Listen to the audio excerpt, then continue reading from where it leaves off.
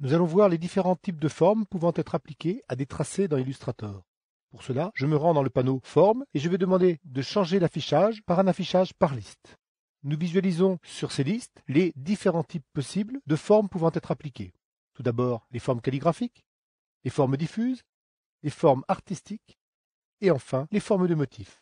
Vous pouvez, par un clic sur le bouton en bas à gauche du panneau, appeler des bibliothèques de formes, comme par exemple cette bibliothèque de formes calligraphiques. Vous accédez alors à toute une série de modèles regroupés ici par catégorie. Je sélectionne mon illustration et lui applique ici le tracé calligraphique plat 6 points. Les contours de mes grains de café se touchent et je vais pouvoir intervenir sur leur épaisseur en jouant sur la palette de contours. Ainsi, si je dépose 0,5 points, le trait se trouve réduit de moitié. Je vais de faire un double clic sur la forme elle-même et en modifier le diamètre.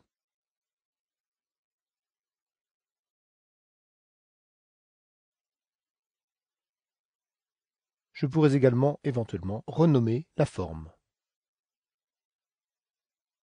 J'appliquerai ce changement à mon contour.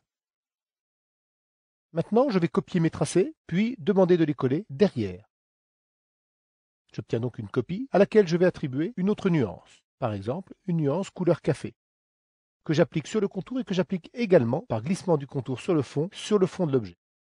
Je positionne sur ce contour la forme crayon et j'augmente mon épaisseur sur la valeur de 3 points. Je déplace mes tracés à l'aide des touches fléchées de mon clavier pour les décaler. Je peux également effectuer un double clic sur la forme elle-même et ainsi modifier par exemple sa largeur, que j'applique au contour. Maintenant, voyons les formes diffuses. Je vais créer un trait et lui demander d'appliquer la forme diffuse confetti. Les formes sont réparties sur ce tracé.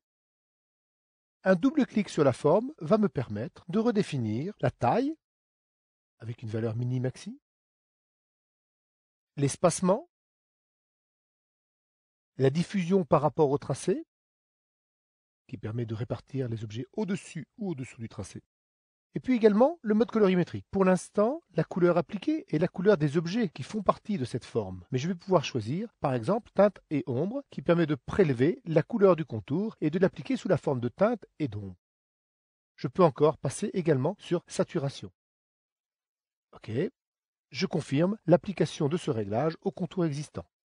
Je peux poursuivre ma recherche de mise en couleur en modifiant la couleur du contour. Ainsi, toute modification ici jouera sur le critère que l'on a appliqué tout à l'heure.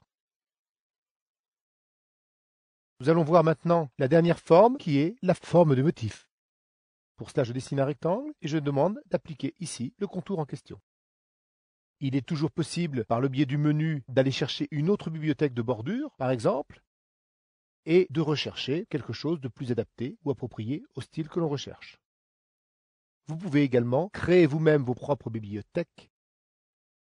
Pour cela, il suffira de construire dans votre document une bibliothèque adaptée, puis par le menu, demander d'enregistrer la bibliothèque de forme correspondante.